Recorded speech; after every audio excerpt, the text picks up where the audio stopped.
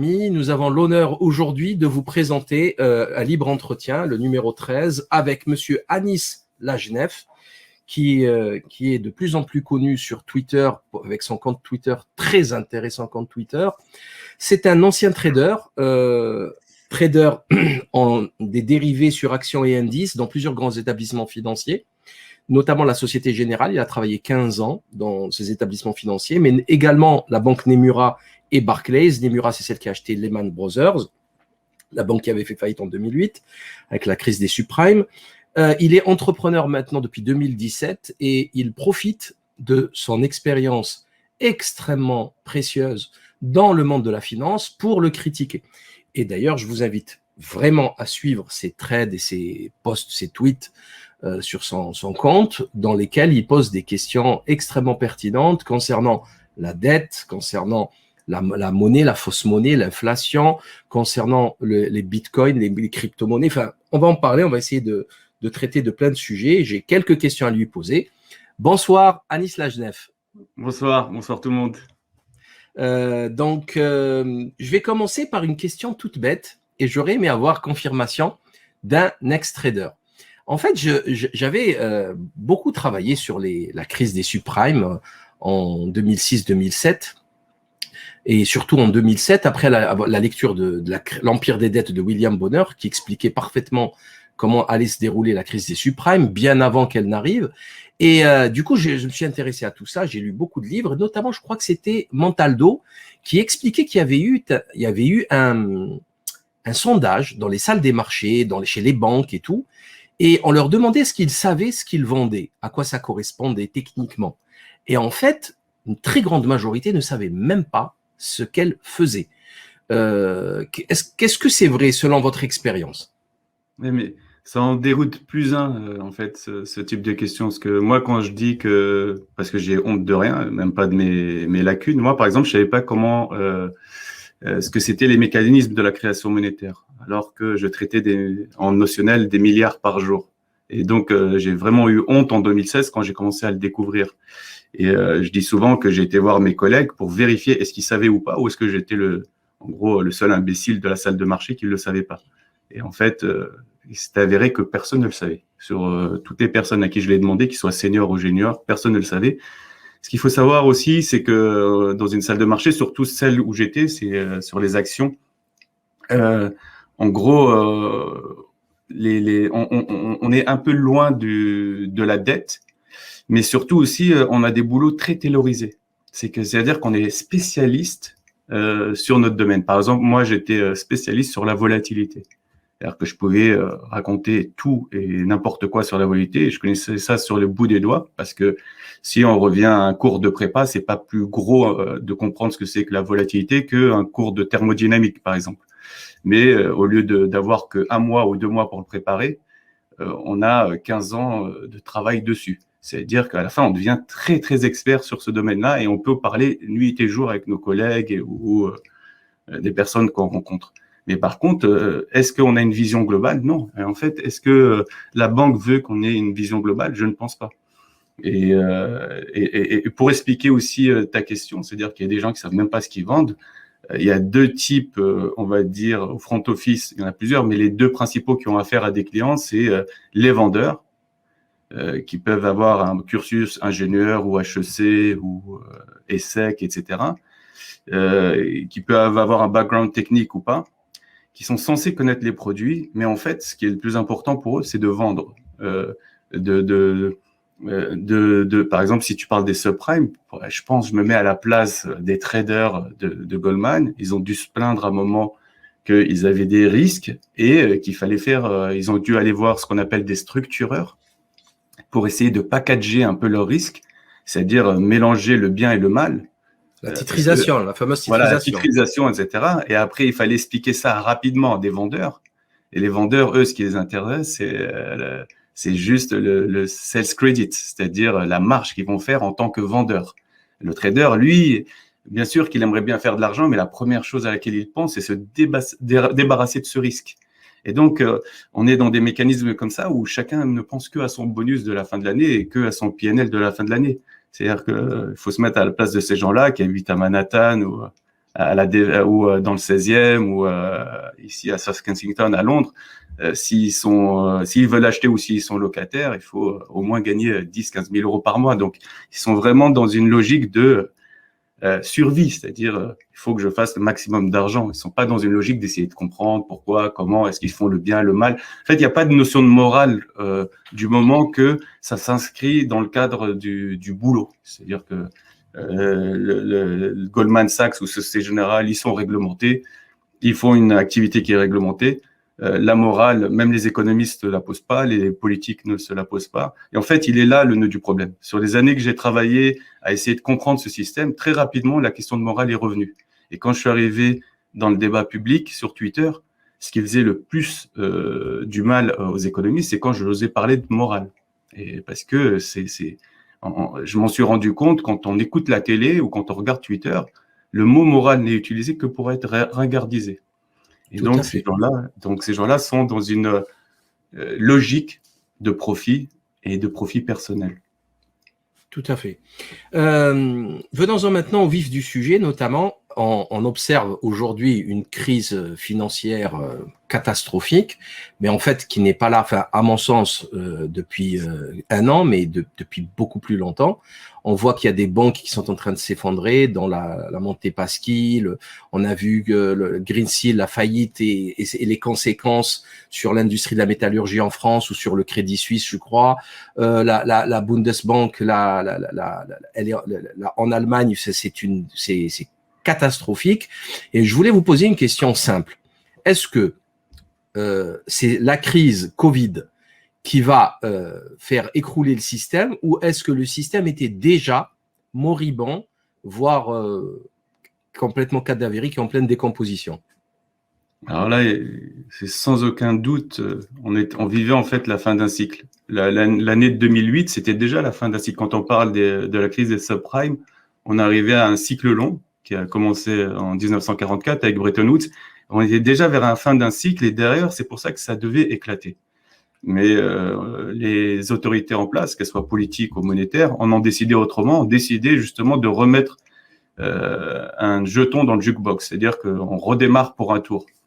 Et donc, qu'est-ce qu'ils ont fait entre 2008 et en gros septembre 2019, parce que cette date, elle est importante, celle de septembre 2019, ils ont fait en sorte que, pour donner une image, pour bien comprendre ce que c'est, on va dire que la monnaie banque centrale, parce qu'il y a deux types de monnaie, il y a la monnaie banque centrale et la monnaie des banques commerciales qui sont émises, ce qu'on appelle les monnaies scripturales, qui sont émises au moment de l'octroi d'un crédit. On va dire que la monnaie banque centrale, nous, on n'y a pas le droit, c'est que les banques entre elles. Cette monnaie-là, c'est l'équivalent de l'or. Si vous voulez regarder jadis comment ça marchait au 19e siècle et avant, c'est l'équivalent de l'or qu'on avait dans les coffres.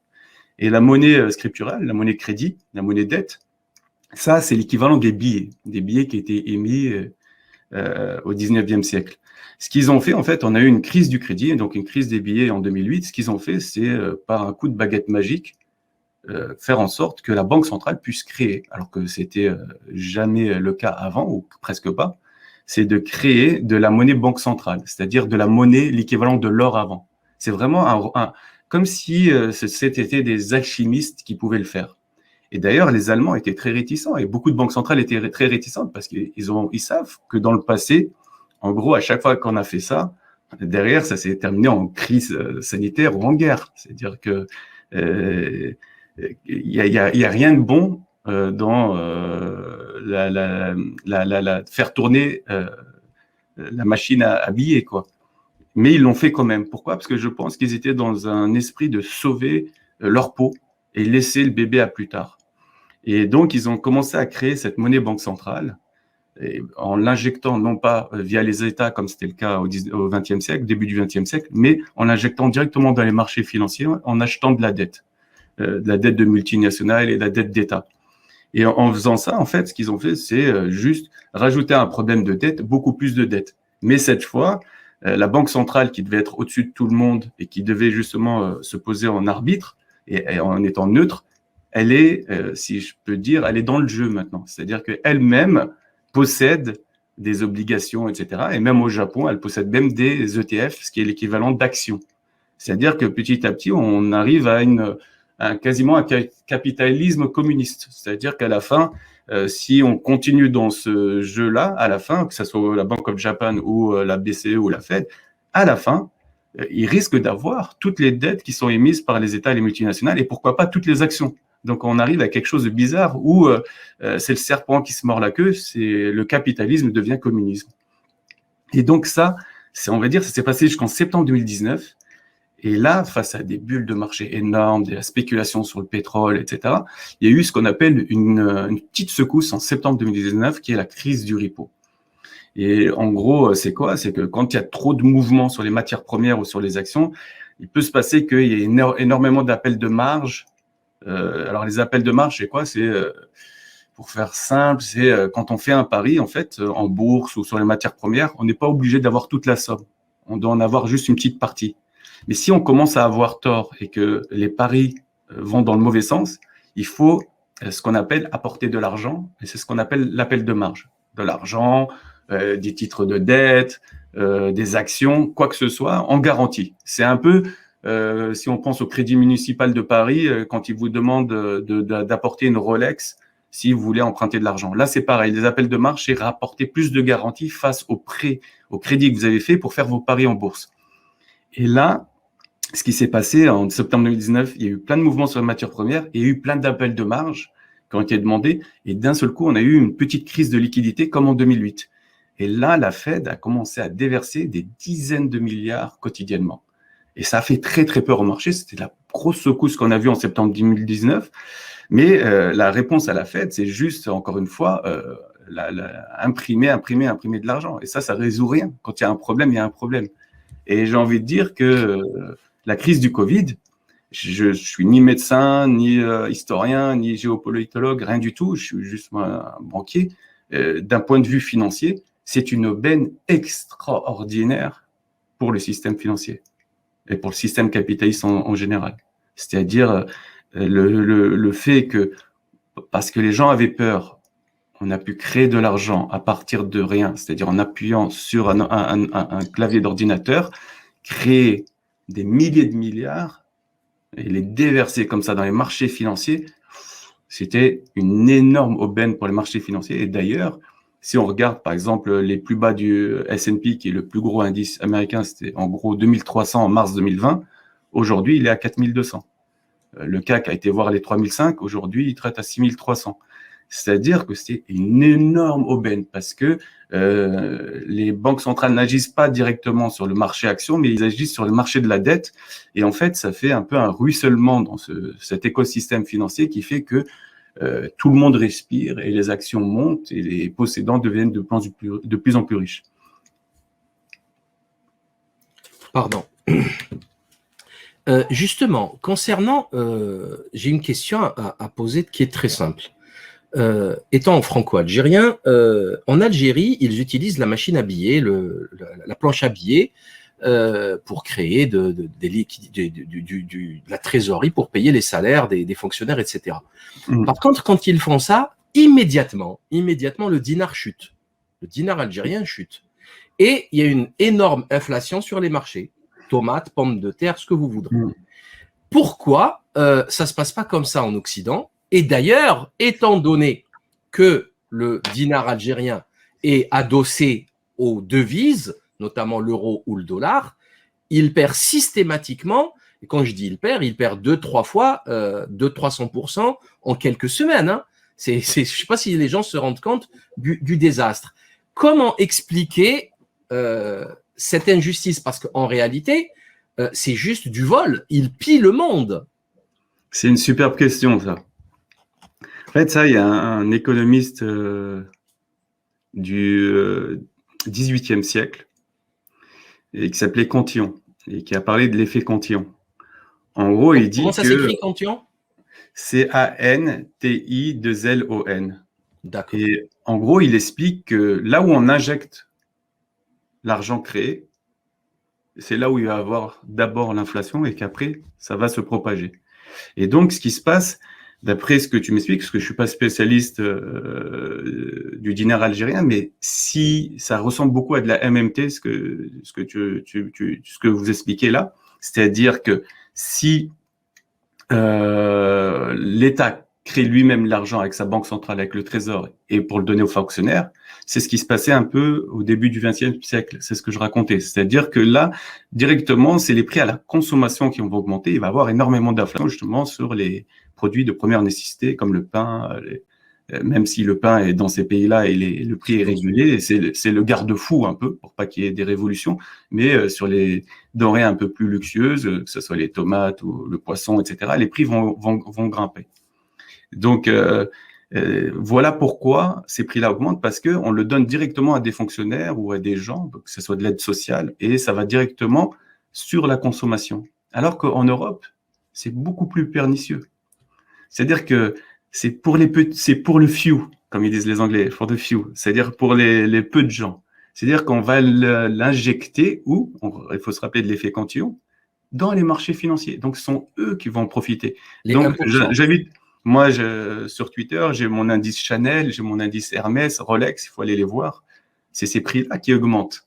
Parce que à qui on donne de l'argent? On donne aux possédants, aux vraiment riches qui ont accès au marché de la dette, au marché de la finance, aux actions. Et ça, c'est pas donné à tout le monde. Là, vous parlez des multimilliardaires, là. Multimilliardaires ou on va dire les 1%, les 1% les plus riches, les 0,5% les plus riches. Et donc, ce sont eux qui en profitent le plus et c'est les actions qui grimpent. Le S&P, entre le plus bas de 2009, qui est à peu près de 666, c'est bizarre ce chiffre d'ailleurs, a fait x4, même plus, quoi. Donc, x2, x4, il a quasiment fait x8. x8 depuis le plus bas de 2009. Au lieu de les sauver, c'est-à-dire qu'on revienne au niveau d'avant qui était autour de 1000, 1200 $, le prix du S&P, là, on est à 4200. C'est juste hallucinant. On a fait x8, quoi. Et on les a pas sauvés, on les a gavés comme des oies. Et c'est comme ça, en fait, que marche le système. Il faut bien comprendre un truc sur la finance. Et là, on va utiliser pour la première fois le mot usure. Parce que, à mon sens, alors, il faut faire attention. Quand je parle d'usure, moi, je parle d'usure au premier centime. Je parle même pas un taux abusif, comme dirait la Banque de France. Ça, c'est une guerre de mots qu'ils ont gagné, parce que ils ont appelé l'usure intérêt. C'est super sympathique comme mot, intérêt. Mais en fait, ce qui se passe avec tout ce qui est avec crédit ou dette avec intérêt, ce qui se passe, et toute logique qui repose que sur ça, je dis pas qu'il faut l'interdire, je dis juste que tout ce qui repose sur ça, à la fin, si on pousse le raisonnement à l'infini, parce que c'est un effet boule de neige, un effet exponentiel, à la fin, il n'y aura qu'un seul maître qui possédera tout. Et je donne toujours l'exemple de celui qui a investi 1 centime en l'an 0, de l'ère de Jésus-Christ, qui a un centime à 5%, qui a un taux à peu près plancher jusqu'au l'an 2000, c'est-à-dire qu'il a été toujours plus haut, se retrouve en l'an 2000 avec l'équivalent de 410 milliards, mais pas 410 milliards d'euros, 410 milliards du poids de la Terre en or. Et ça, j'ai piqué l'idée à Margaret Kennedy, c'est juste hallucinant. 410 milliards, c'est-à-dire que si une famille d'usuriers fait un pacte d'enfants, de génération en génération, pour à chaque fois réinvestir l'argent gagné, le centime gagné et le réinvestir grâce à l'exponentialité, à la fin, ils possèdent le monde et deviennent le maître, celui qui sera le responsable de cette famille 2000 ans plus tard, sera le maître du monde, et même bien avant, qui a 410 milliards. Et c'est pour ça qu'il y a des guerres, c'est pour ça qu'il y a à un moment... Sachant que la quantité d'or sur Terre, c'est un cube de 20 mètres de côté. Hein. Ouais. La quantité d'or totale, c'est un cube de 20 mètres de côté. C'est-à-dire rien. Rien. Très, très peu d'or. Parce que bon, c'est vrai qu'il est plus lourd. 1 kilo, c'est tout petit. Mais en fait, la quantité que vous venez de citer, elle est juste irréelle. Ça n'existe pas, ça n'existera jamais, même peut-être dans toute la galaxie. Et c'est ça le problème de l'usure. C'est que l'usure sort du réel. C'est d'où d'ailleurs la création ex nihilo, c'est de la magie en fait. Ben, tout repose sur de la magie. C'est plutôt de la sorcellerie. Ouais, c'est ce que depuis tout à l'heure, on utilise l'idée de l'alchimiste, etc. Mais il y a une idée nouvelle qui me vient à l'esprit depuis très peu de temps d'ailleurs, parce que en fait, qui a été vraiment contre l'usure, c'est quasiment que les religions monothéistes. Donc, et Aristote. Mais Aristote Aristote aussi. c'est à un haut niveau. On se demande d'ailleurs d'où viennent ces idées, parce qu'il a des idées très poussées et très morales, on va dire. Mais on va dire que c'est et moi, j'ai longtemps cru, jusqu'à il y a peut-être 2-3 jours, ouais, c'est peut-être farfelu ce que je vais raconter là, hein, mais c'est vraiment une idée qui me traverse de plus en plus l'esprit. C'est que j'ai pensé vraiment que c'était une histoire d'inégalité, du pouvoir du riche sur le pauvre, de l'exacerbation des richesses, etc., des inégalités de richesse, pardon. Mais depuis peu, je me suis dit, mais si au bout d'un moment, quelqu'un a une famille, comme les Médicis à l'époque, qui ont réussi à placer 2 papes, 2 reines, etc., si au bout, on pousse la logique jusqu'au bout, et que de dynastie en dynastie, au bout de 2000 ans, quelqu'un a l'équivalent, ce qui est impossible, de 410 milliards de fois le poids de l'or, de poids de la terre en or, c'est qu'à la fin, il va avoir un seul maître. Et je me demande si le dieu des monothéismes, de ces livres monothéistes, ne serait pas jaloux, ce qui est normal, de ce maître, et qu'on n'est pas censé avoir un maître humain. Et c'est ce qui se passe, parce que quand on regarde les Médicis, heureusement, à partir d'un moment, ils n'avaient plus de lignée, et leur lignée a été arrêtée, parce que qu'est-ce qui serait arrivé s'ils avaient continué? Ils possédaient quasiment la moitié de l'Europe, et ils ont tout construit sur l'usure. Pareil, je regardais à Londres, par exemple, je regardais The Crown sur Netflix, et à un moment, il y a un petit aristocrate qui est juste le borough, donc la ville qui est juste à côté de là où j'habite. Et j'ai fait des recherches sur lui, et je me suis rendu compte que c'était l'homme le plus riche de Londres. Il possède à peu près l'équivalent de 10 milliards de pounds, donc 12 milliards d'euros. Et le gars il est né au milieu des années 90, donc il n'a rien, quoi. Il a 26 ans, 27 ans. Je me suis dit, mais comment c'est possible, quoi? Je sais que moi, je savais que c'était de l'héritage, mais je me suis dit, mais comment ils ont construit? Et je suis parti de cette personne et j'ai reculé. C'est hallucinant. Ça a commencé vers la fin du XVIIe siècle et c'est quelqu'un qui a commencé à construire petit à petit un empire des States, donc immobilier, et qui l'a passé de fils en fils, etc. Et c'était à chaque fois comme ça que les fortunes s'accumulaient jusqu'à ce que ça arrive à 10 milliards. Et donc, tous ceux qui habitent à Westminster, d'une certaine façon, parce c'est lui qui possède la terre, les gens possèdent que les murs, lui payent une redevance. Et donc, on est encore dans cette néo-féodalisme un peu, que ce soit par les intérêts ou par la terre, etc. Tout se construit comme ça, par l'accumulation des richesses. J'adore, moi, la phrase d'Honoré de Balzac, derrière chaque grande fortune se cache un grand crime. Je crois qu'elle décrit bien notre époque. Justement, vous parlez beaucoup de l'usure et vous avez, alors rapidement pour nos spectateurs, je rappelle quand même que le Monténégro va devenir bientôt une île, un confetti, comme ils disent, chinoise, un confetti chinois à cause de la dette. Donc la dette, c'est quand même quelque chose de très sérieux, de très grave, qui peut avoir des conséquences très lourdes. Et vous parlez de 2 choses. Vous parlez du concept du jubilé et de la monnaie libre de dette. Est-ce que vous pouvez rapidement, en quelques mots, nous l'expliquer? Donc le jubilé, c'est l'annulation de la dette à un moment donné pour pas que ça finisse en guerre totale, en fait. Exactement. Et voilà. Avec ce que j'ai expliqué avant, avec 410 milliards de fois le poids de la terre en or, etc., on comprend bien que à l'époque des Sumériens ou de la Bible, de la Torah, etc., ils avaient compris que au bout de 50 ans, il fallait qu'on sonne la fin de la partie avant que il y ait ces guerres, ces cataclysmes qui arrivaient sur Terre. Et donc, voilà. Et donc, il disait, bon, je pense que c'est pas pour faire que du bien à ceux qui sont endettés, c'est pour sauver la peau aussi. Et donc, il disait, bon, vous savez quoi, on va remettre tous les compteurs à zéro, plus personne n'est endetté. Bon, on vous rend votre liberté, vous êtes plus esclave, on vous rend même vos terres, allez-y, on les a bien exploitées pendant 50 ans et vous pouvez aller les reprendre. Et donc, il y avait cette idée de jubilé de la dette tous les 50 ans. Et c'est marrant parce que un cycle usuraire, en gros, c'est 70 ans. Entre 0 et 50 ans, au début, les inégalités se forment, mais c'est encore vivable. C'est un peu, en gros, les années 60 en France, etc. Mais au bout de 50 ans, en fait, il y a ce qu'on appelle vraiment le kick-off de l'exponentielle, c'est-à-dire l'exponentielle commence à décoller complètement et les inégalités de richesse explosent. Et c'est pour ça que cette année, ces 50 ans sont importants, c'est pour dire, on va arrêter les conneries et on va repartir à zéro. Et de toute façon, nous, on s'est mis bien pendant 50 ans. Il n'y a pas de raison pour qu'on réussisse pas encore sur les 50 prochaines années à se remettre bien. C'est comme si des enfants jouaient au Monopoly et à la bonne paye. À un moment, s'il y a un petit de la fratrie veut continuer à jouer, il est obligé de dire bon, on arrête la partie parce qu'il a tout l'argent, quoi.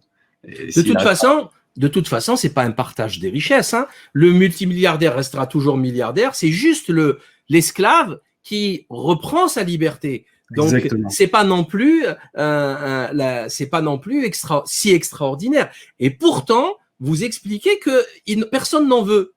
C'est extraordinaire. C'est-à-dire, on demande juste un peu d'oxygène et ils veulent pas le donner, quoi.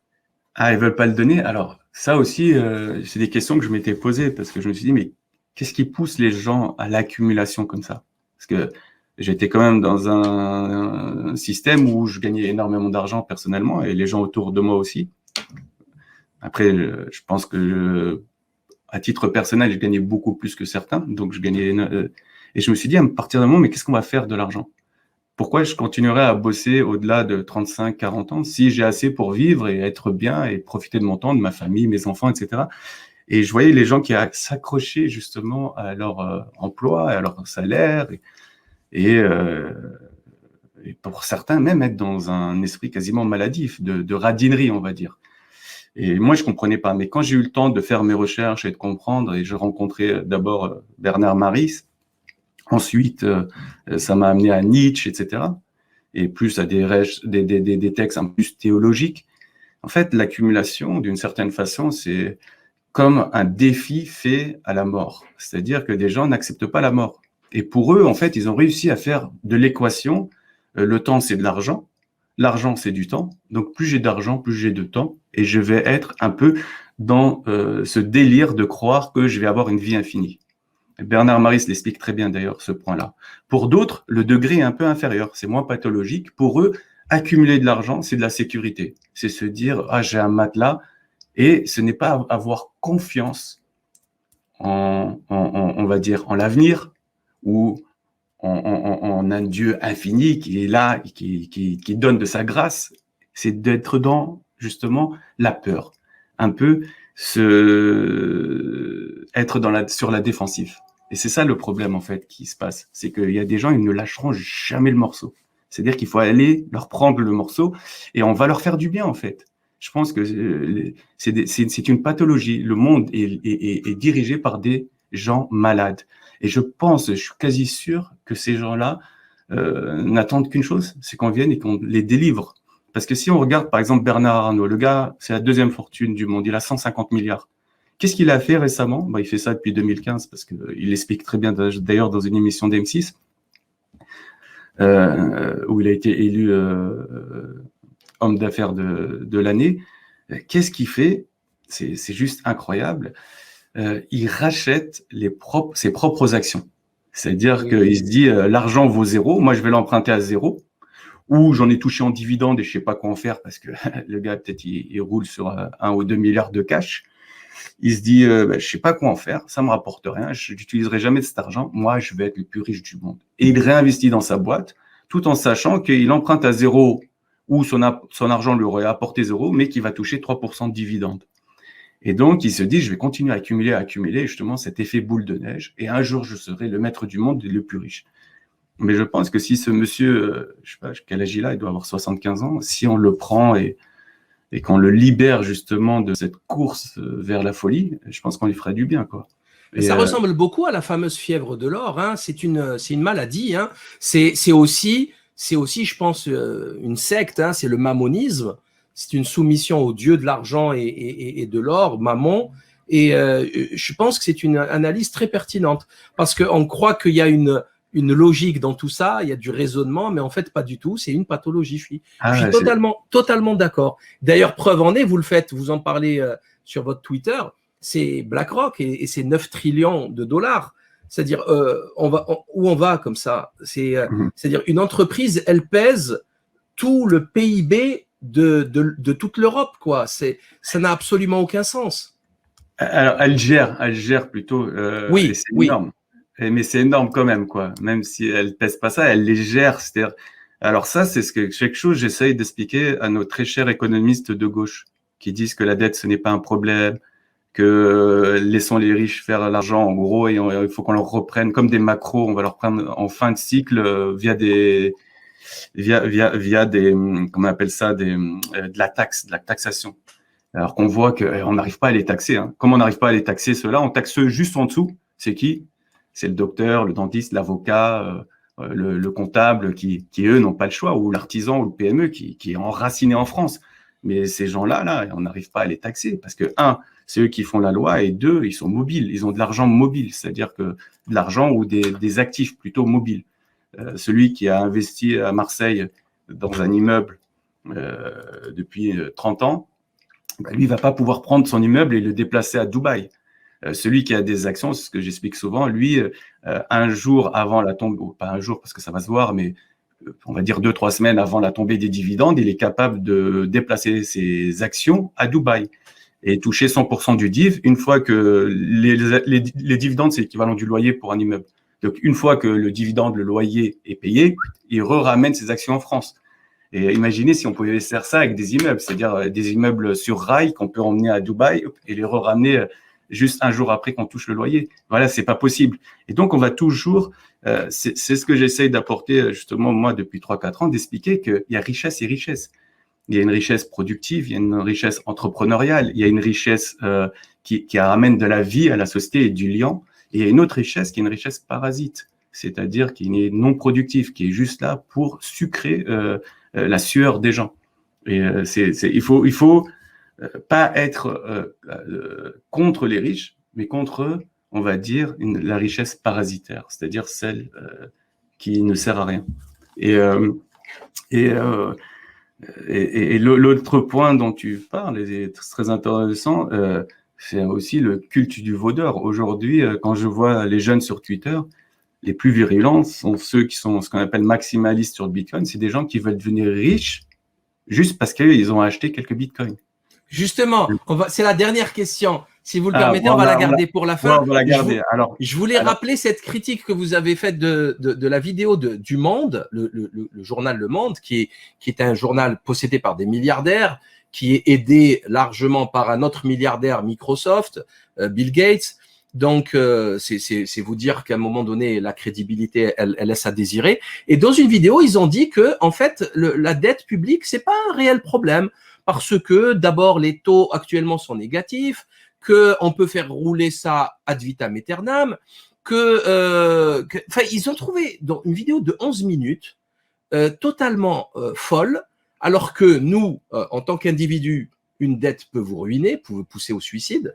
Par contre, ils nous expliquent que pour l'État, et en fait, ils oublient, et vous rentrez dans un thread explicatif très intéressant, qu'ils oublient de parler d'un truc capital. C'est, par exemple, un truc tout bête, c'est les réformes que vont nous obliger à faire, notamment les autorités européennes.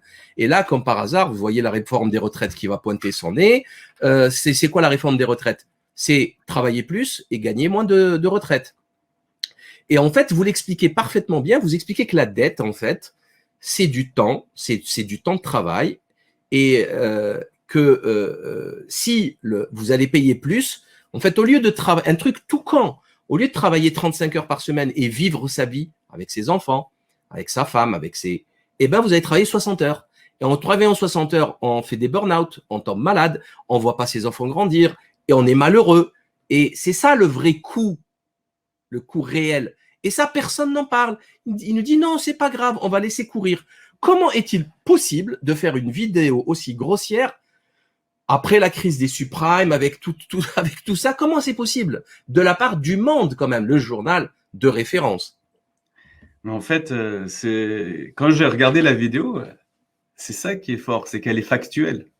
Dans tout ce qui est dit sur cette vidéo, il n'y a rien de faux. Il y a juste omission. Et donc, je ne vais pas faire un procès au journaliste. Peut-être que c'est très complexe et qu'il a vu que la dimension purement financière et donc les mécanismes. Mais voilà, moi, si j'ai un boss qui est milliardaire et que j'ai mon crédit à payer, mes 3 ou 4 000 euros à payer pour mon appart dans le 16e, si je suis journaliste au Monde, voilà, ou dans le 6e, je vais réfléchir avant de dire quoi que ce soit. Et donc, il n'y a eu aucune critique, qu'elle soit politique ou justement sur cette idée d'usure. L'idée d'usure, elle est très mal perçue parce que elle est connotée religieusement. Donc, c'est pour ça que j'essaye d'utiliser, moi, d'autres prismes, et surtout d'autres prismes pour que ça parle à tout le monde, que ça soit universaliste, c'est-à-dire ramener Aristote, ramener, même s'ils sont quand même religieux, les scolastiques du Moyen-Âge, qui ont réfléchi longuement à la discussion des historiens, etc. Parler aussi même, c'est pour ça qu'on les a dégommés, quoi, les prodonistes et Gézel, la monnaie de Gézel, libre de dette, justement, dont on n'a pas encore parlé. En fait, ce qui se passe, c'est vraiment une guerre qui se passe. Et ce qu'on voit pas avec la dette, c'est toute la dimension politique. Napoléon, il disait, il a dû piquer cette expression en Égypte quand il y allait, mais il a dit, en gros, que la main du dessus, c'est pas comme la main du dessous. Voilà, il y a une supériorité de la main du dessus. Et en fait, dès qu'on rentre dans une logique de dette, il y a le créancier et il y a l'endetté. Le créancier, politiquement, moralement, il est supérieur à l'endetté. L'endetté, lui, constamment, il peut être dans la culpabilité, dans le stress, dans la peur de ne pas pouvoir rembourser sa dette.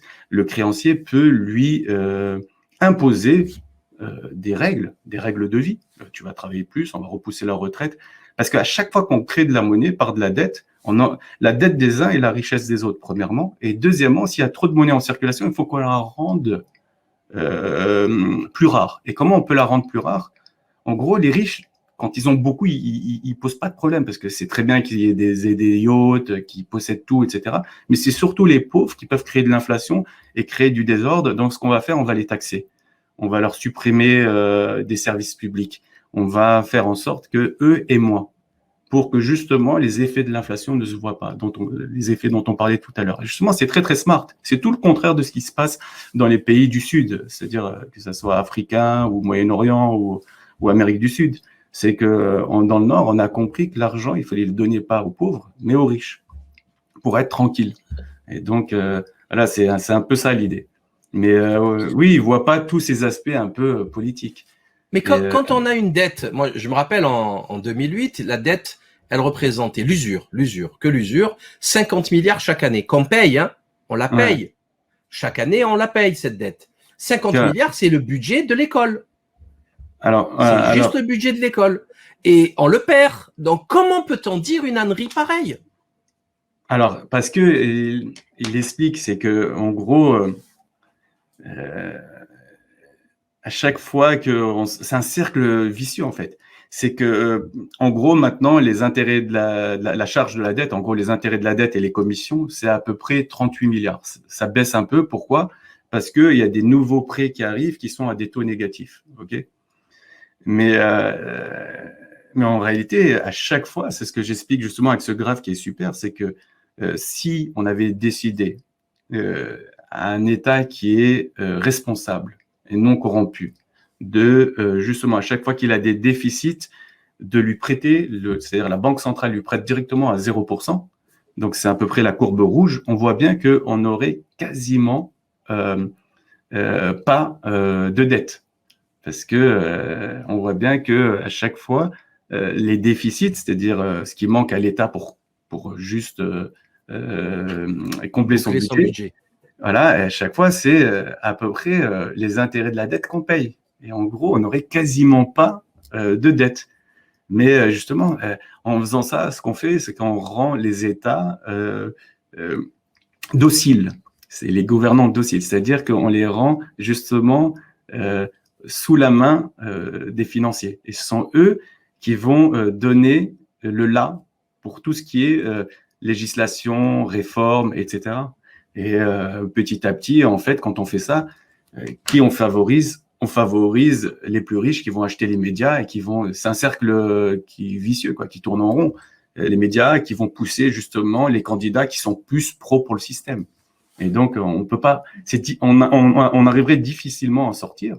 Et pour en sortir, il faudrait que chacun réfléchissent, c'est qu'ils se posent une question. Pour que les gens comprennent le problème de la dette, moi, je suis pour la liberté. Moi, je suis contre la dette à titre personnel, mais je suis pour la liberté. Les gens qui ont envie de s'endetter, qui s'endettent.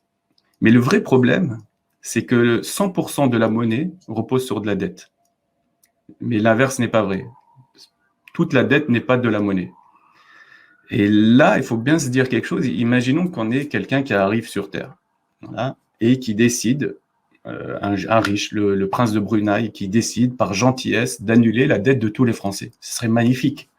Voilà, il décide de l'annuler. Malheureusement, s'il fait ça, c'est un cataclysme. Pourquoi ? Parce que s'il rembourse toute la dette des Français, alors on n'a plus de monnaie. Parce que la monnaie n'existe que s'il y a de la dette. Les gens pensent que la monnaie, le banquier l'a dans un coffre quelque part, mais non. C'est quand on va le voir et quand on lui dit on veut cette maison, ok, et qu'on veut l'acheter à crédit, lui, il n'a rien. Il fait semblant sur son ordi de voir s'il a l'argent disponible ou pas. Et il nous pose 1000 questions. En fait, il n'a rien. Il le crée sur l'ordinateur et il dit en face, comptablement, j'ai quelque chose, j'ai le coût de ce ménage, le coût, c'est-à-dire le coût celui-là. J'ai une corde au cou à ce ménage qui est venu me voir et je suis sûr qu'ils vont me rembourser parce que sinon, socialement, ils sont morts. Et même s'ils ne me remboursent pas, j'ai la maison en collatéral, c'est-à-dire que c'est le collatéral dont on a parlé tout à l'heure, en sécurité. C'est-à-dire que s'ils ne me remboursent pas, hop, je les dépossède. Et ça, voilà sur quoi repose la monnaie. Et c'est pour ça que je dis que c'est la monnaie dette, mais je l'appelle aussi des fois la monnaie humaine. Elle repose sur la culpabilité, sur le devoir, sur la corde au cou. D'ailleurs, la dette en malien, c'est juro, la corde au cou. Voilà. Mais si on ne le paye pas, le banquier, en fait, il ne perd rien.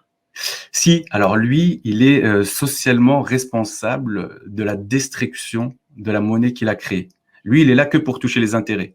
Si on ne le paye pas, lui, ça lui fait une perte sur le reste d'intérêts qu'il a touché. C'est-à-dire qu'il va avoir un trou dans sa caisse.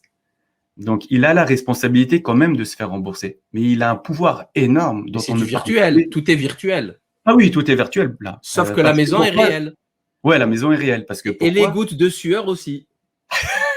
Oui, mais voilà, c'est un comptable qui est en 2008, je ne sais pas si tu as le graphe, ou tu pourras le mettre peut-être.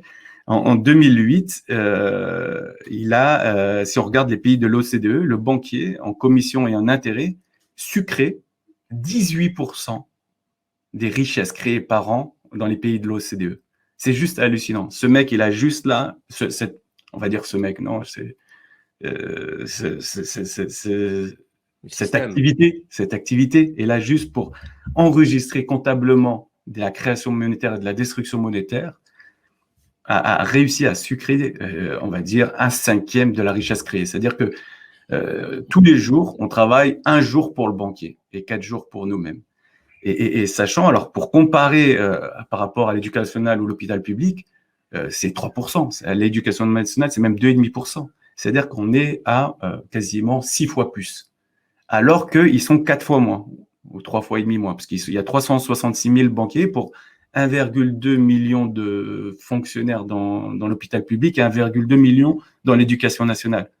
Donc, si on regarde en 2008, il y a ce rapport à peu près de 4 et ce rapport de 6, ça fait 24. Je veux bien croire que le banquier est magnifique et super intelligent, mais qu'il vaille 24 fois en moyenne quelqu'un qui travaille dans l'éducation nationale, c'est juste hallucinant.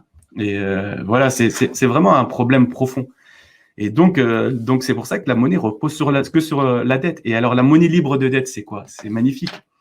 C'est ce que je dis, c'est si on rembourse toutes les dettes, la monnaie libre de dette ne bouge pas d'un iota, elle est toujours là. Parce que pourquoi? Elle a été créée sans dette. Et c'est quoi de la monnaie libre de dette? Alors, c'est comme ça avec toutes ces monnaies-là, hein, c'est que de la magie. La monnaie libre de dette, par exemple, c'est l'or. Par exemple, c'est des euros créés directement par la Banque centrale et distribués à l'État, puis injectés dans l'économie réelle, mais qui ne meurent jamais. C'est-à-dire que l'État n'a pas obligation à les rendre à la Banque centrale européenne. Donc, c'est une monnaie qui est infinie. Et ça, quand on commence à réfléchir à la monnaie libre de dette, déjà, on a un début de solution, comment sortir de cet esclavagisme. Le seul problème qu'il y a avec la monnaie libre de dette, et ça c'est un problème très profond, mais il y a une solution, c'est qu'en général, quand une monnaie ne meurt jamais, D'ailleurs, il faut la donner en quantité toute petite à l'État, parce que en gros, l'État, grosso modo, depuis 40 ans, il a à peu près entre, on va dire, en moyenne 3% de déficit public par an. OK? Et c'est ce que lui permet l'Union européenne d'avoir. Sinon, après, sauf cette année, parce que c'est spécial, et il peut avoir, il peut être avoir des sanctionnés, voilà. Et donc, ce qu'on pourrait faire, c'est juste dire à l'État, vous savez quoi? Pour tout le travail que vous fournissez et pour libérer un peu les gens normaux du poids de l'impôt, on va créer 3% de monnaie par an, de la masse monétaire, et l'allouer au budget de l'État. Mais vous n'avez plus le droit d'aller dans les marchés financiers pour dépendre d'être, alors comment dire ça gentiment, d'être les sbires, on va dire, pour être poli, les sbires des marchés financiers. Donc, vous n'allez plus aller là-bas. Mais nous, démocratiquement, le peuple, nous décidons que vous allez avoir l'État 3% de la masse monétaire. C'est énorme. 3% de la masse monétaire, là, c'est à peu près 80 milliards. Donc, l'État aurait 80 milliards par an. C'est énorme. Ça libérait un peu le poids fiscal, etc. C'est quasiment un tiers des recettes de 2020, par exemple. C'est un quart des recettes de 2019, d'une année normale. Et voilà, ça le libérerait. Mais en échange, il n'a plus le droit d'avoir des déficits. Et il ne doit plus aller sur les marchés financiers. Pas de raison. Il n'y a pas de raison avec une somme voilà. pareille. Ah non, il n'y a pas de raison. Mais alors, le problème d'une monnaie libre de dette, c'est que les gens, vu qu'elle ne se détruit pas, il y a un risque que les gens dorment dessus et commencent à thésauriser. Et ça, c'est encore pire. Et moi, je dis tout le temps que si les banquiers ont réussi, c'est parce que justement, il y a eu des thésauriseurs au Moyen-Âge, c'est-à-dire que des gens qui ont dormi sur l'or. Et c'est pour ça que ce soit Gézel ou, par exemple, ça existe aussi dans le monde islamique avec la zakat, que ce soit la monnaie fondante de Gézel, qui est marrante, hein, c'est quasiment les mêmes taux en gros. Gézel dit 5,2, mais il n'y a pas de création monétaire. Il dit que la monnaie doit fondre de 5,2. En gros, l'or, grosso modo, sa production augmente avec un taux à peu près de 3%. C'est les 3% dont je parle à peu près pour dire le déficit. Et ça permet aussi d'avoir une monnaie qui soit en accord aussi avec le mouvement écologique. C'est-à-dire qu'on ne peut pas dire, oui, on est pour l'écologie, mais on est aussi pour la monnaie infinie, la monnaie dette exponentielle qui court toujours derrière la croissance. Parce que s'il n'y a pas de croissance, on ne peut pas payer les intérêts. Et donc, si on dit que la monnaie est finie, mais qu'elle croît doucement de 3% par an, et que de l'autre côté, elle est fondante, c'est-à-dire que chaque jour, si j'ai 100 € sur mon compte, eh ben, je vais perdre 1 centime chaque jour de la semaine. Et ce centime, il faut le regarder, c'est le contraire des intérêts. C'est pour ça que c'est l'antidote au chaos. C'est pour ça que Gézel a eu cette idée-là. Et comme je disais avant, cette idée existe depuis le 7e siècle. C'est que il faut voir ça comme des gouttes qui tombent, qui sont récupérées dans un réceptacle et sont données aux plus pauvres. Et eux, on est sûr qu'ils vont le réinjecter dans le marché financier. Dans l'économie réelle, pardon. Oh là là, marché financier, pas du tout. Et donc, il faut le réinjecter dans l'économie réelle. Pourquoi? On va le donner aux plus démunis. Et les plus démunis, consomment. L'utilité de l'euro supérieur est énorme.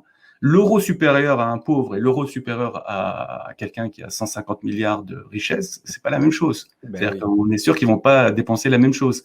Mais faut-il pas faire confiance aux gens? Parce que les gens, en général, n'ont aucune raison de thésauriser. Ils se lèvent, ils travaillent, leurs enfants, ils les éduquent pour avoir un boulot. Personne n'a envie de rester chez soi, dormir sur un matelas de bifton. Ça n'a aucun… Moi, j'aime faire confiance. Je pense que vous êtes normalement constitué. Et c'est ça le problème. C'est qu'il y a énormément de… Là, depuis le Covid, il y a eu 250 milliards d'argent qui a été épargné. Ah oui, non, mais ça, c'est autre chose. Ça, c'est la crise. Non, mais c'est par les 10% les plus riches. Ça peut être la crise ou pas, mais à un moment… Ouais. Alors, je donne toujours cette fable de La Fontaine qui explique la thésaurisation parfaitement. Et encore une fois, je pense que la fable de La Fontaine a été piquée du côté de Bagdad. Parce que c'est Khalil Awadimna. Les fables de La Fontaine, c'est Khalil Awadimna. Ça vient de l'Inde. Et c'est Ibn al-Muqaffa qui l'a récupéré à Bagdad, chez les musulmans, et qui a été récupéré en France, mais c'est indien à la base. Ah bah alors ça explique parfaitement la thésaurisation, cette fable. Elle est magnifique et j'invite tout le monde à la regarder. En gros, c'est quelqu'un qui a thésaurisé de l'or et qui l'a caché dans un trésor, qui l'a taché sous terre. Mais il allait souvent le voir. Et un jour, il y a un fossoyeur qui arrêtait pas de voir les allées et venues. Bon, lui, c'est un fossoyeur, c'est celui qui creuse les tombes. Donc, il s'est dit, je vais aller voir ce qui se passe. Et il a trouvé le trésor et il est parti avec. Et donc, ce monsieur, quand il arrive, il voit que son trésor n'est plus là. Il se met à crier, à geindre, etc. Et là, il y a quelqu'un, pour moi, c'est un économiste. Mais bon, La Fontaine ne l'explique pas comme ça. Il vient, il lui dit, mais qu'est-ce qu'il y a? Il dit, ouais, je comprends pas, on m'a volé mon trésor. Il se met à pleurer. Il lui dit, mais non, mais pourquoi? Pourquoi tu n'as pas gardé cet or à côté de chez toi? Exactement comme ce que tu racontes, dépenser sur toi, sur tes enfants, faire circuler l'argent. Parce que c'est quoi l'argent? C'est une responsabilité. Tu aurais dû le faire circuler. Et lui, il a dit, mais ça va pas, j'ai mis du temps à le gagner. Et pourquoi je le dépenserais? Il était là, il était bien. Mais il lui a dit, si c'est ça ton but, mets des pierres. Et c'est pareil. L'effet est le même. Et en fait, les thésauriseurs tuent l'économie. Et en réalité, et ce qui est moche dans cette histoire, parce que un peu, le fossoyeur, c'est un peu le rôle qu'a joué le banquier au Moyen-Âge, de faire circuler l'or qui était en stock quasiment constant et qui bougeait pas. Et l'usurier s'est dit, mais attends, voir autant d'or et qui travaille pas, ça le rendait fou. Et donc, dans ce cas-là, le fossoyeur a un peu joué le rôle du banquier, le rôle du bandit, du voleur. Mais est-ce que le voleur n'a pas été plus utile que le thésauriseur? C'est-à-dire qu'il a permis de faire en sorte que la monnaie circule. Eh ben, en fait, l'antidote, justement, les gens qui font circuler leur argent ne seront jamais taxés parce que leur argent tourne. Et on peut décider aussi d'un coussin de sécurité. 5, 10 000, 20 000 euros par ménage, dépendant des parts fiscales, qui sait.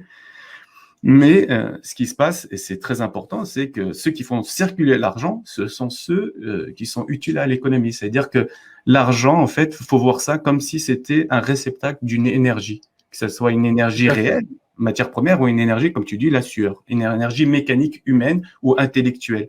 Et cet argent-là, le laisser pourrir dans un compte, c'est pas bon. En fait, il faut que ça tourne parce que l'argent n'est rien d'autre qu'un lien social. Et c'est l'idée de Gézel un peu de dire, ce qu'il disait Gézel, c'est de dire, l'agriculteur, quand il a des tomates, ces tomates sont périssables.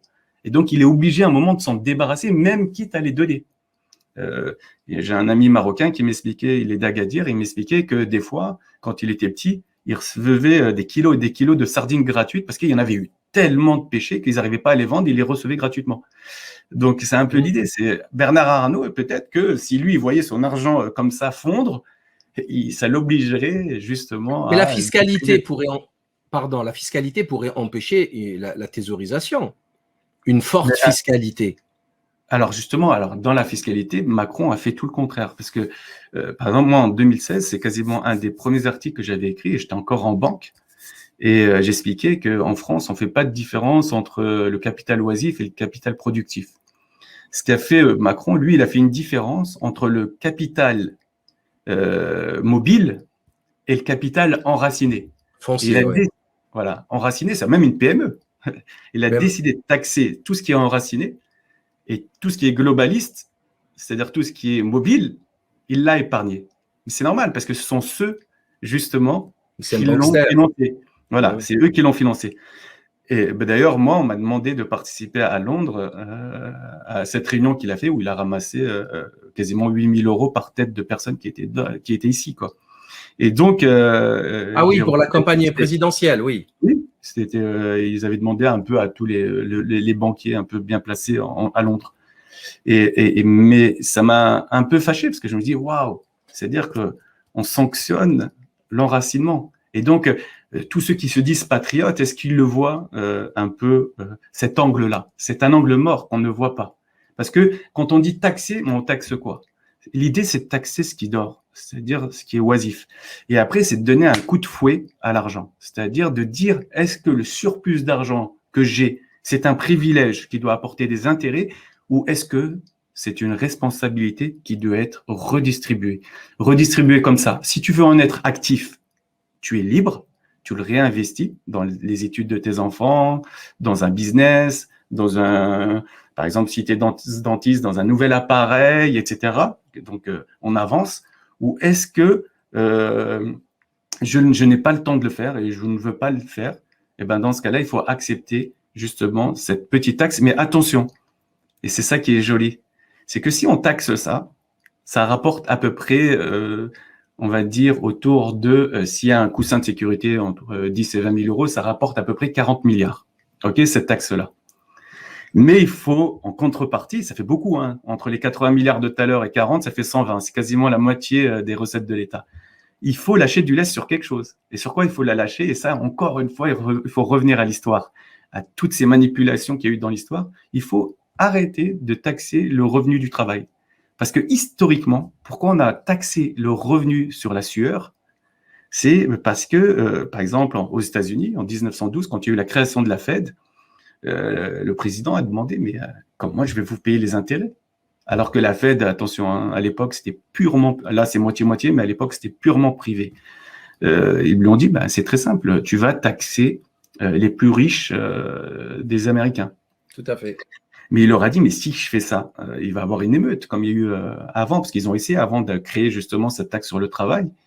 Et ils ont eu cette idée qui est reprise souvent sur plein d'autres domaines, hein, même des domaines plutôt sociologiques. C'est de dire, ben, on va y aller crescendo, c'est-à-dire qu'avec un peu de patience, non, je ne vais pas le dire ça.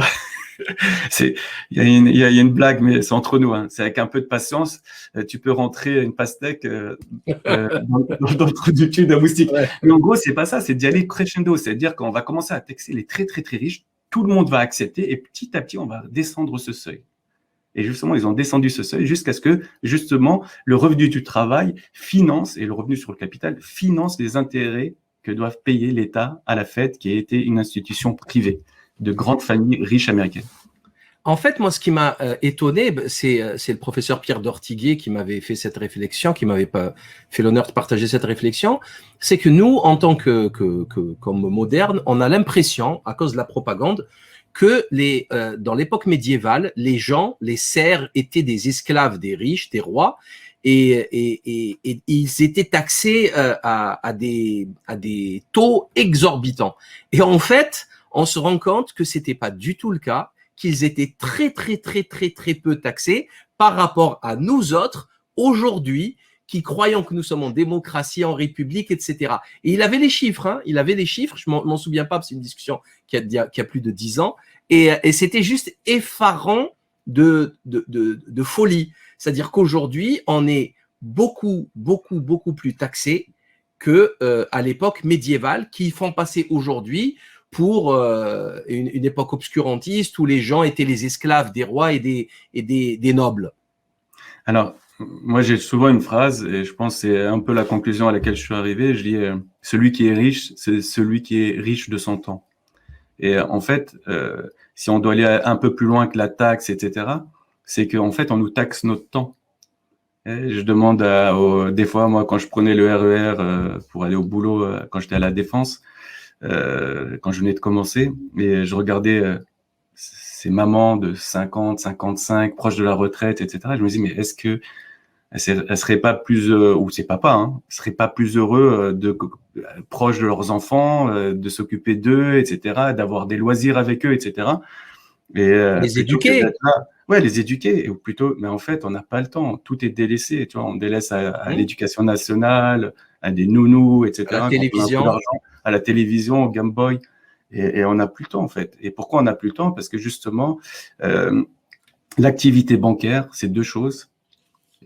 Alors, il y en a une que les gens acceptent facilement, c'est le commerce du temps. Moi, j'appelle ça même le vol du temps. Parce que quand le banquier vous prête, il va falloir vous le rembourser, mais en plus le rembourser les intérêts. Et les intérêts, comment vous allez lui payer si ce n'est en travaillant plus? Donc, ça, c'est le premier point. Donc, c'est le vol du temps. D'autres disent le commerce, moi je préfère le vol du temps. Et j'invite les gens à lire un livre d'un historien qui est Jacques Le Goff, et ça s'appelle La bourse et la vie, justement, où il parle de ça, du vol du temps. Et ça, c'est le premier point. Mais le deuxième point, et ça, les gens l'acceptent moins, c'est aussi l'activité bancaire, c'est le business de notre impatience. En gros, l'activité bancaire n'existerait pas si on était des gens patients. Et c'est pour ça que la patience est une vertu qui est très, très chère, qui est très valeureuse, parce que la patience permet justement d'être libre. Et après, une fois qu'on s'appuie dessus, en fait, il y a l'effet de levier qu'on perd avec le crédit, avec la dette, on peut le gagner grâce à la patience, parce que on devient libre.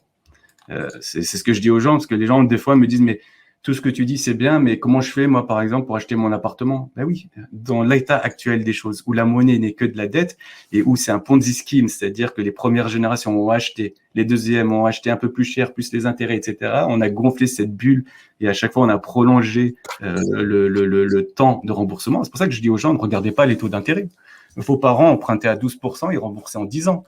Vous empruntez à 0 ou à 0,8 et vous remboursez en 27 ans pour un Parisien. Donc, arrêtez de regarder le taux d'intérêt et regardez juste le temps que vous passez à payer votre logement, à rembourser le banquier. Mais moi, je leur dis aussi un truc tout bête, c'est que 50% des Français ne sont pas propriétaires. On peut passer toute une vie à ne pas être propriétaire. Où il est le problème? Vouloir être propriétaire, c'est vouloir laisser quelque chose à ses enfants, etc., etc.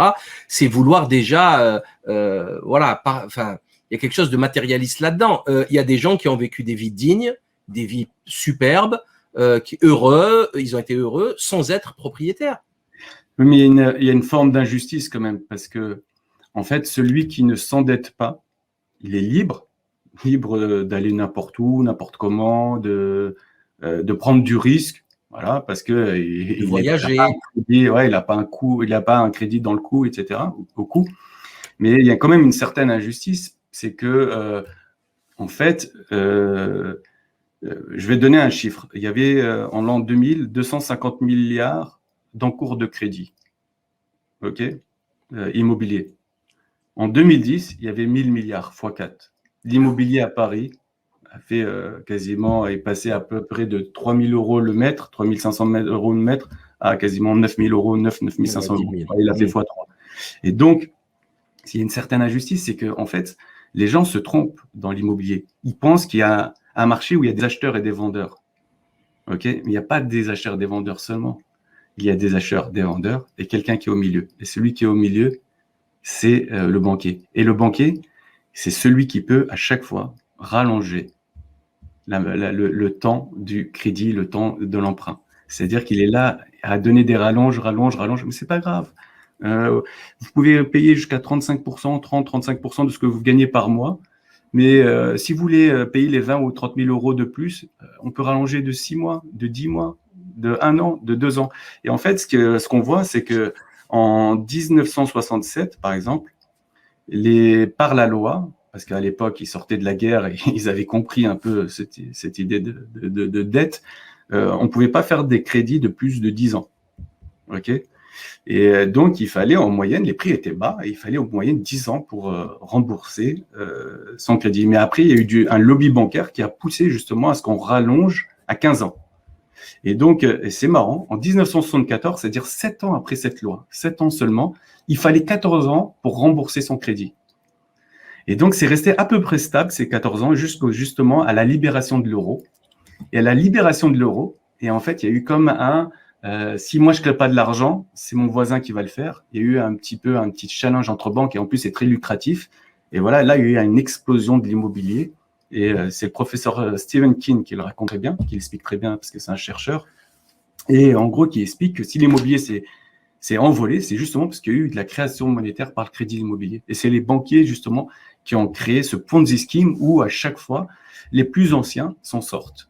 Et ceux qui payent le prix, c'est du Ponzi, sont les plus jeunes ou ceux qui ont décidé d'être libres et pas de payer d'intérêt, pas être justement de s'endetter sur 15-20 ans, qui voulaient être libres. Ben, eux voient les loyers monter et s'ils veulent acheter, ils voient que les prix montent, que le nombre d'années qu'il faut consacrer et sacrifier pour le banquier augmente pour le logement et le banquier. Et donc, ça pose vraiment un problème d'injustice. Et donc, c'est pour ça qu'il faut… Moi, quand j'ai vu un titre, là, il y a quelques semaines ou quelques jours, ça m'a vraiment fait bondir. En gros, ils ont prolongé le nombre d'années de 25 à 27 ans. Et qu'est-ce que titre Capital, je crois, ou Les Échos, mais je pense que c'est Capital. Ils titrent que ce sont, ou dans le texte, il y avait marqué ceux qui sortent gagnants de ça, ce sont les plus pauvres parce que ils peuvent emprunter plus. Mais non, parce que s'ils peuvent pas emprunter plus, et que c'est les vendeurs, s'ils veulent vendre, qui seront obligés d'aller chercher le bid, comme on dit en finance, c'est-à-dire le prix d'achat. Et c'est à eux de faire l'effort. Mais non, les banquiers sont toujours là à faire… Et pourquoi ils ont cet intérêt-là, les banquiers? Parce qu'il ne faut pas oublier, c'est que les banquiers sont eux qui possèdent vos maisons. En moyenne, combien possèdent à 100% la maison? Très, très peu. Peut-être 20-30% des gens. L'autre 30% qui possèdent une maison, parce que je crois que les chiffres, c'est 57% de gens qui possèdent leur maison, c'est à crédit. Donc, c'est la banque qui possède votre maison. Et donc, quelqu'un qui possède une maison et qui l'a en sécurité, quel est son intérêt? C'est que les prix montent, montent, montent, montent. Et c'est pour ça qu'en 2008, si les États, donc nous tous, les contribuables, si la BCE n'avait pas agi justement pour faire en sorte que l'immobilier reparte et que les banques s'en sortent, bah, tout ça serait effondré. Voilà, c'est aussi ça. Presque, il se ferait passer pour des philanthropes, en fait. Encore un peu, il se ferait passer pour des philanthropes. D'ailleurs, vous mettez le doigt sur un truc, si je ne m'abuse, qui est assez hallucinant. Une des plus grosses escroqueries de l'INSEE, c'est de ne pas mettre le prix de l'inflation de l'immobilier dans l'indice d'inflation. C'est ça? Ouais, ils le mettent qu'à hauteur de 6% parce qu'ils sont dans des logiques de moyenne. Alors qu'on vient de parler de 300%, on est bien d'accord. On a parlé du triplement du prix du mètre carré à Paris. Alors, eux, ils pensent que dans notre consommation, parce qu'il y a des gens qui possèdent complètement leur logement, d'autres qui l'ont à crédit et d'autres qui louent. Alors, ils prennent pas ceux ils disent, ceux qui possèdent leur maison ne sont pas impactés justement par la hausse ou la baisse de prix de l'immobilier parce qu'ils habitent déjà dans un appartement. Ceux qui sont à crédit, ils disent que eux, ça y est, ont fixé le prix, donc ils s'en foutent que ça monte ou que ça baisse, mais ils sont en train de se créer un actif. Un patrimoine, pour parler le langage commun. Et les autres 43%, eux, c'est que pour eux qu'on va prendre en compte que le loyer est important. Il faut regarder un peu le loyer, ce que fait le loyer. Donc, par le jeu des moyennes, ils arrivent à dire que, en gros, dans un panier de consommation, l'immobilier ne compte que pour 6 à 7%. C'est-à-dire que si vous gagnez on va dire à Paris 2000 euros, vous avez 120 euros pour vous loger. C'est la blague de l'année, ça. Ah, c'est la blague de l'année, ouais. Et donc, et c'est pour ça, en fait, les gilets jaunes ne sont pas sortis pour rien. Bien sûr, il y a eu l'essence qui a augmenté, mais c'est aussi la perte de pouvoir d'achat se fait aussi par l'immobilier, par les gens qui vont être des… C'est le premier poste budgétaire d'un foyer, c'est le loyer. Exactement, et ils vont être, eux, justement, locataires. C'est la génération locataire à vie, où ils doivent se sacrifier pour un 40 mètres carrés à Montreuil. Voilà, ils vont s'endetter sur 27 ans, ils vont habiter à Montreuil comme beaucoup de bobos et voilà, ils vont trimer toute leur vie justement pour avoir ce logement-là. Et le problème, c'est que tout à l'heure, tu parlais des serfs. Je me demande qui sont vraiment les serfs. Est-ce que ce sont ceux du Moyen-Âge ou ceux-là qui croient posséder à la fin parce que j'ai regardé, j'étais très étonné. En moyenne, les gens achètent à 40 ans. Donc, s'il faut 27 ans, voilà, ça fait 67 ans. Et je sais pas, peut-être à 75, ils vont se retrouver en EHPAD. Voilà, qu'est-ce qu'on achète en fait? Il a fini de payer. Mais là, c'est le magnifique sketch de Coluche sur la maison, le crédit. Oui. Il est phénoménal. Et il a 40 ans, le sketch. Mais il a vu tout avant tout le monde. Il est magnifique ce sketch. J'invite vraiment nos auditeurs à aller le voir. D'ailleurs, en parlant des gilets jaunes, vous avez posté un truc assez parlant. Donc, on sait que Macron actuellement veut rajouter 10 000 policiers, qu'il a commandé 170 000 nouvelles munitions de LBD. Et il y a une petite figure là en haut là que vous pouvez voir. Je vais me baisser là pour que vous puissiez me regarder. Donc, une très belle courbe qui montre comment les dépenses d'État aux États-Unis, là, pour le coup, mais c'est apparemment la même chose pour nous, pour tout ce qui est sécurité, police, etc., explose, pendant que le reste diminue. On a l'impression que ils savent que ça va exploser, que ça va péter, et qu'ils se préparent au pire, n'est-ce pas? Alors cette courbe en haut, pour remettre dans le contexte, ça c'est aux États-Unis. J'avais pas les chiffres pour la France, mais en gros, c'est un peu la même idée. C'est un peu l'idée des gilets jaunes, en gros. C'est que, et là, c'est pour reprendre Saint-Augustin. Donc, Saint-Augustin, donc c'était un philosophe, un théologien du 5e siècle, je crois, et qui est du côté entre l'Algérie et la Tunisie actuelle, et qui était justement un grand penseur. Ibn Anaba. Et voilà, donc d'autres disent plutôt de côté de Tunis. Et c'est pour ça qu'on ne sait pas, ou peut-être les deux. Et donc, lui, il disait que la paix et la justice sont sœurs jumelles. Et on ne peut pas les séparer.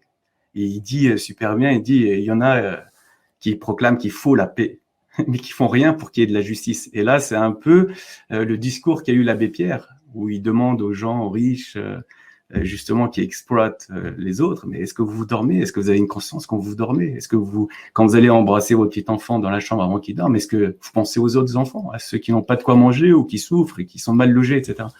Et c'est ça un peu l'idée, c'est que plus un État est inégalitaire, plus une société est inégalitaire plutôt, et plus l'État est complice, et plus justement il va investir dans la sécurité. C'est le cas des États-Unis par exemple, et c'est le cas de Macron.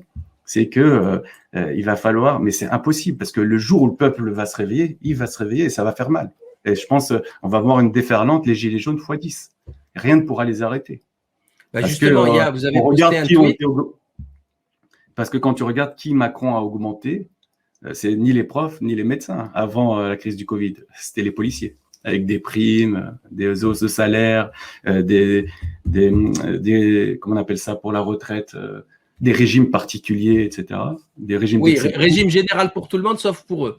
Voilà, exactement. Donc, parce que pourquoi? Parce que c'est les garde-fous du système. Sans la police, Macron aurait explosé en 2 semaines. Tout à fait. Et alors, justement, il y a un truc il faut qu'on en parle parce que c'est quelque chose d'assez fou. C'est Macron qui vient, enfin, c'est pas lui, c'est toute l'Europe, en fait, c'est le monde entier qui vient de nous parler. Alors là, justement, je parle des ODD, les Objectifs de développement durable 2020-2030. Et là, il nous explique que le nerf de la guerre, c'est la finance. Avec elle, pour protéger notre planète, nous pouvons changer la donne. C'est du concret à travers les initiatives que nous avons engagées. Continuant, accélérant, nous devons le faire. Il est en train d'expliquer, d'ailleurs, c'est toujours la même problématique, en fait. Ce sont les gens, parce que Macron, il est au pouvoir pas depuis 4 ans, il est au pouvoir depuis 9 ans maintenant, puisqu'il était ministre avec chez Hollande, au quinquennat de Hollande. Il a travaillé avec Jacques Attali sur le projet des 300 propositions pour relancer l'économie, etc., à l'époque de Sarkozy. Donc, ils sont là depuis 30 ans. Ils ont détruit la France et son économie. Ils ont appauvri le monde, d'ailleurs, au passage. Ils ont pollué la planète. Ils ont tout cassé. Et ce sont ces mêmes personnes qui veulent aujourd'hui nous proposer la solution. Donc, déjà là, moi, il y a quelque chose qui me dérange. Je dis non, c'est pas possible. Il faut changer d'équipe. Et là, il nous explique que c'est la finance qui va se verdiriser, se verdoyer, je ne sais pas comment on peut appeler ça. Alors, on a Christine Lagarde. Greenwashing. Voilà, non, mais c'est extraordinaire. Christine Lagarde, qui a été condamnée par la Cour de justice de la République dans l'affaire Bernard Tapie, responsable mais pas coupable. Et est-ce que vous croyez sincèrement que c'est possible que la finance, les traders qui ont détruit la crise des subprimes, des CDS, etc., est-ce que eux peuvent aujourd'hui, on peut s'appuyer sur eux pour régler le problème du climat et autre chose? Est-ce que vous ne croyez pas que les objectifs de développement durable, c'est une excuse pour maintenir le système encore en marche? On avait vu que pour le climat, ils avaient créé la taxe carbone, la fameuse taxe carbone dans laquelle s'était engouffrée toute la mafia. Ils ont détourné des dizaines de milliards d'euros du trésor public. Voilà. Donc, comment est-ce possible de dire des trucs pareils? Franchement, il vaut mieux être de bonne humeur et en rire. Parce que c'est tellement énorme. C'est tellement… Par exemple, en 2020, après une crise sanitaire, quand on regarde ce qu'ont sorti les ONG sur BNP a augmenté de 40% ses investissements dans le fossile, dans les entreprises fossilisées, c'est-à-dire dans les Exxon, etc. Exactement. Et donc, c'est vraiment un mensonge énorme. Et en fait, ils ne gouvernent que par le mensonge et la peur. La crise sanitaire, c'est la peur, et ça, c'est le type de mensonge qu'ils sont capables de faire. Et donc, ils sont constamment dans le greenwashing et dans le marketing un peu politique. Et il faut surtout pas les croire. La finance, encore une fois, c'est ce que j'expliquais tout à l'heure, c'est ce qui pousse au crédit. C'est quoi le crédit? C'est une avance sur le temps. Donc, on est constamment là. Il faut vraiment penser comme s'il y avait une corde du temps, on la ramène à aujourd'hui et on dépense aujourd'hui ce qu'on aurait dû dépenser demain. Et donc, comment la finance dont le seul but est de ramener à aujourd'hui ce qu'on aurait dû dépenser demain peut faire quelque chose pour ce qui est vert? La finance ne réfléchit que par une seule dimension. C'est-à-dire qu'il n'y a pas de social, il n'y a pas d'écologique, il n'y a pas, il y a rien de tout ça, il n'y a pas de bonheur. Elle ne réfléchit que pour le rendement. Constamment, il faut battre le rendement, il faut battre le rendement, il faut battre le rendement.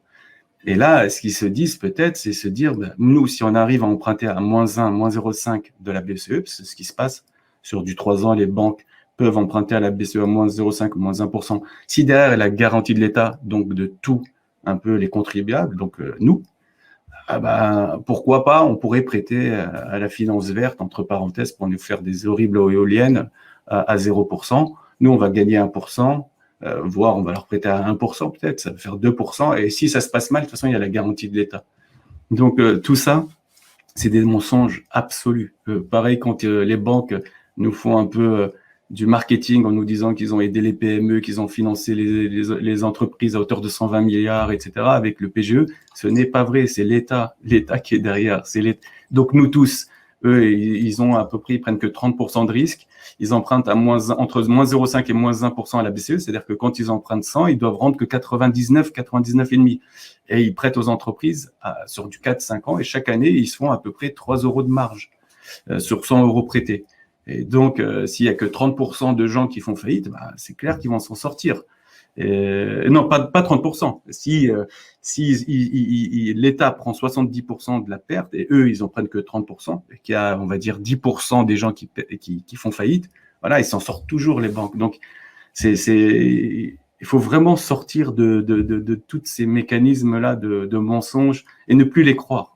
C'est pas ceux qui nous ont amenés ici qui vont nous sortir. C'est comme si un pyromane d'un seul coup se transformait en pompier. C'est juste pas possible.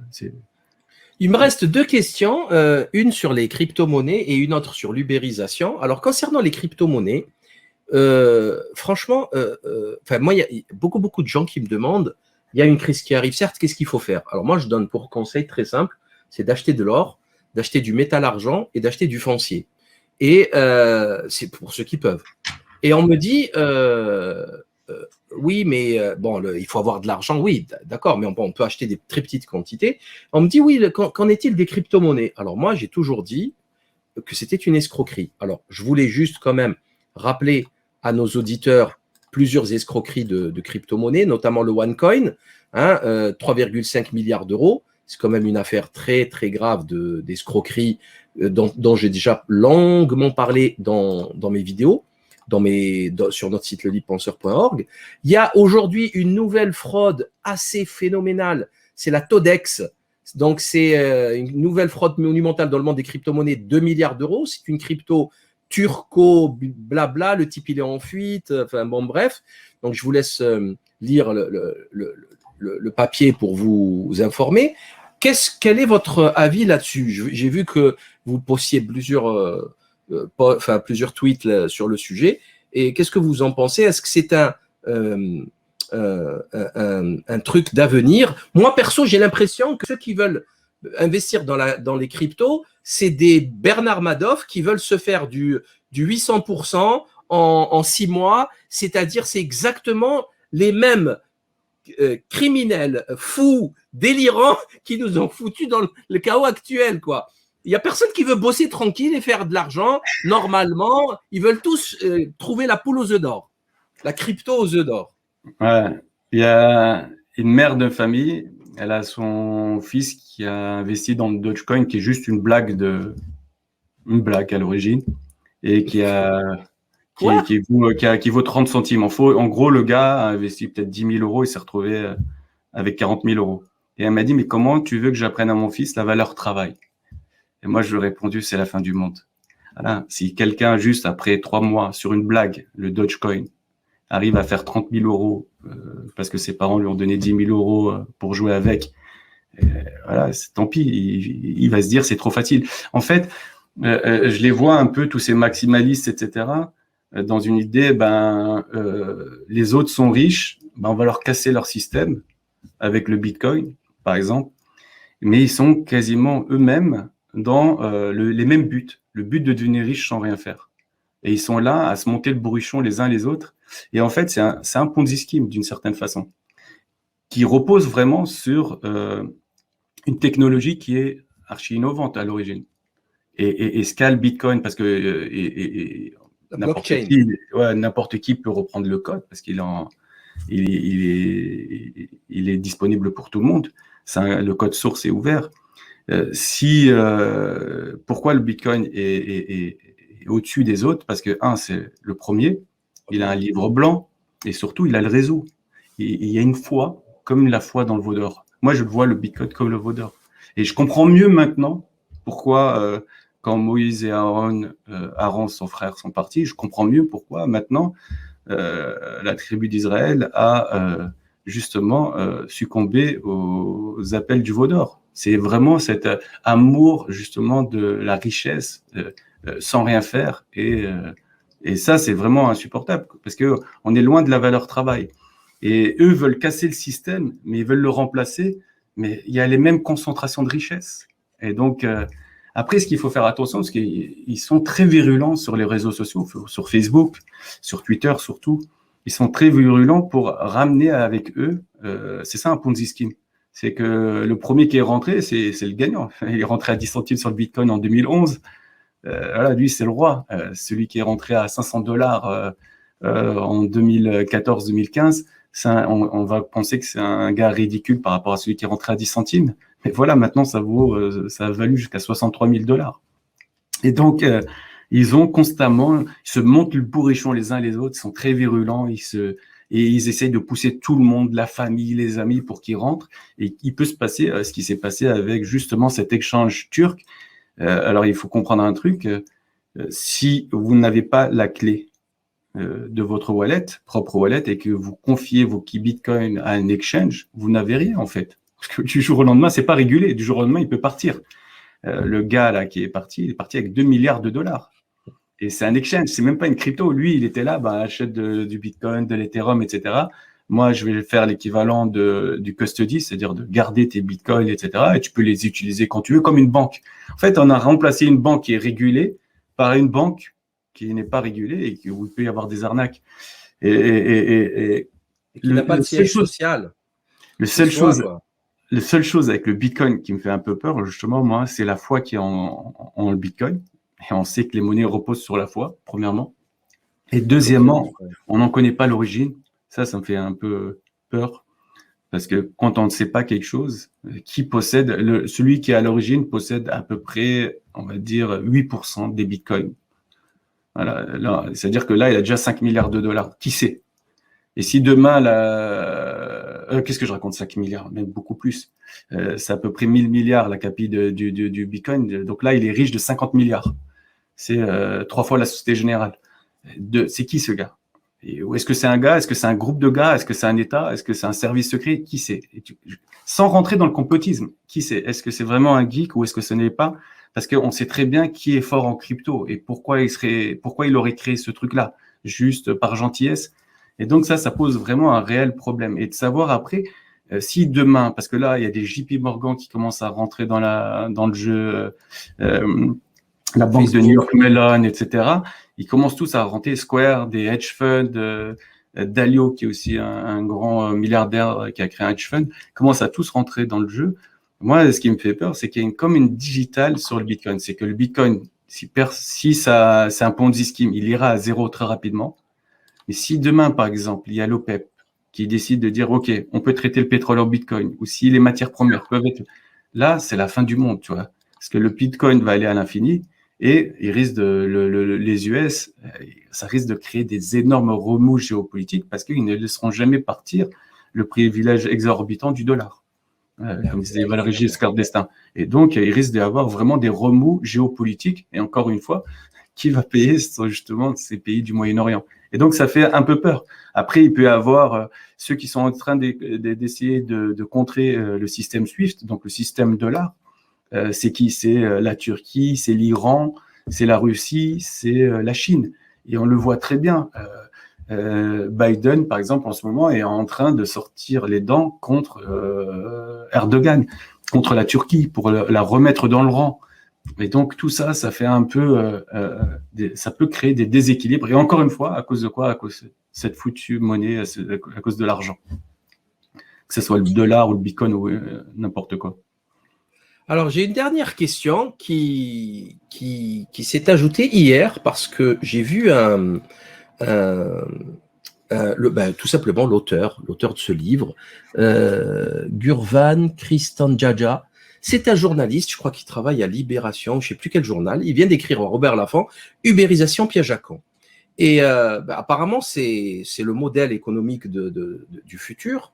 Et j'ai appris beaucoup de choses, notamment, je ne sais pas si vous êtes au courant, si ça vous parle, c'est que en fait, d'abord, c'est une paupérisation totale et une perte phénoménale d'indépendance et de qualité de travail pour les salariés. On les voit sur leur vélo, cavaler le premier, il racontait son expérience. Le gars, il s'est infiltré, je crois que je sais plus si c'est Uber Eats ou chez Deliveroo, ou je ne sais plus quelle livraison, enfin, un système de livraison d'ubérisation du même style. La première phrase qu'on lui dit, si tu as envie de faire pipi, tu fais dans une bouteille, on n'a pas le temps. Et en fait, ils livrent 150 colis par jour. Ça paraît, ils sont très peu payés par rapport aux horaires qu'ils font. Et bref, c'est catastrophique.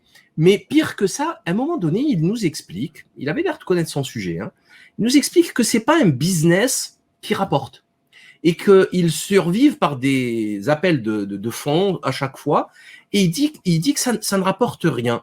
Alors que aujourd'hui, ça pèse énormément au niveau boursier, que ce soit Uber, que ce soit Deliveroo, que ce soit surtout qu'avec la crise et les confinements, la livraison, c'est devenu maintenant, il y a plus de livreurs dans la rue que de piétons.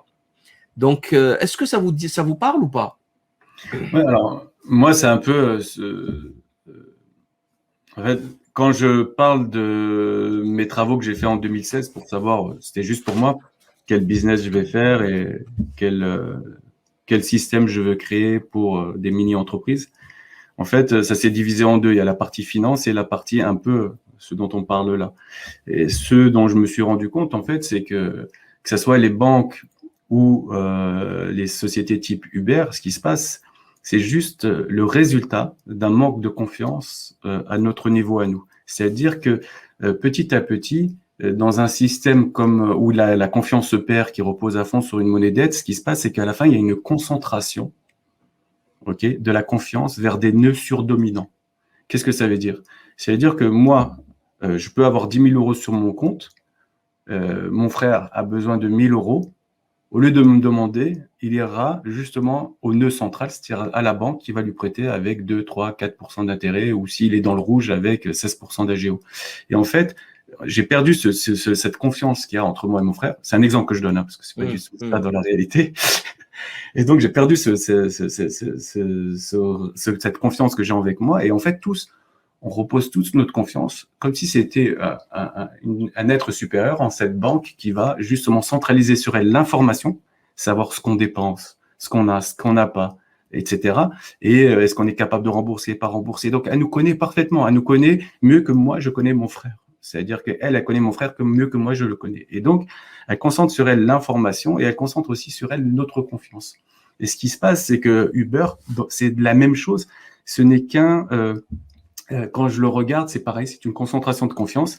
Pourquoi? Parce que Uber est capable de dire, et ça, ce n'est pas rien, de dire, par exemple, à ceux qui ont des VTC, vous inquiétez pas, moi, tous les clients que j'ai sont reliés par carte bleue à Mastercard, etc., les 2-3 mastodontes qu'il y a, et je vous paierai de façon sûre. Et donc, lui, il ne va pas courir le VTC après ses clients passés. Il est sûr qu'il va être payé parce que il y a justement cette concentration de confiance que nous, on a envers Mastercard qui est reprojetée vers Uber. Et de l'autre côté, Uber est très malin. Au lieu d'avoir des RH qui vont et qui essaient de comprendre comment sont leurs chauffeurs, c'est nous les RH. On travaille gratuitement. Allez, on va noter, on va dire celui-là, il était pas cool, celui-là, il a mis la musique trop forte, etc.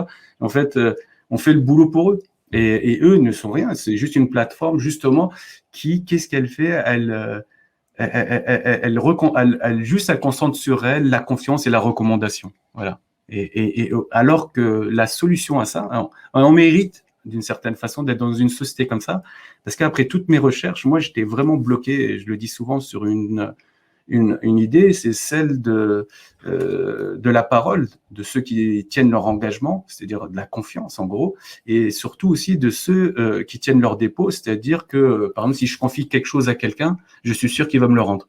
Et en fait, il y a eu rupture d'engagement, plus personne ne se fait confiance dans cette société, il n'y a plus de parole, il n'y a plus d'hommes de parole, de femmes de parole, on se fait plus confiance. Et de l'autre côté, il y a une rupture de confiance, c'est celle qui a eu lieu quand les banques ont abusé du dépôt d'or qu'on leur a laissé et qui en ont fait petit à petit le système qu'on connaît aujourd'hui, c'est-à-dire de la monnaie dette, en prenant ce qui n'était pas à eux, le faisant travailler et en prenant les fruits, créant de l'inflation et rendant plus pauvres les gens qui avaient justement gentiment mis ce dépôt-là.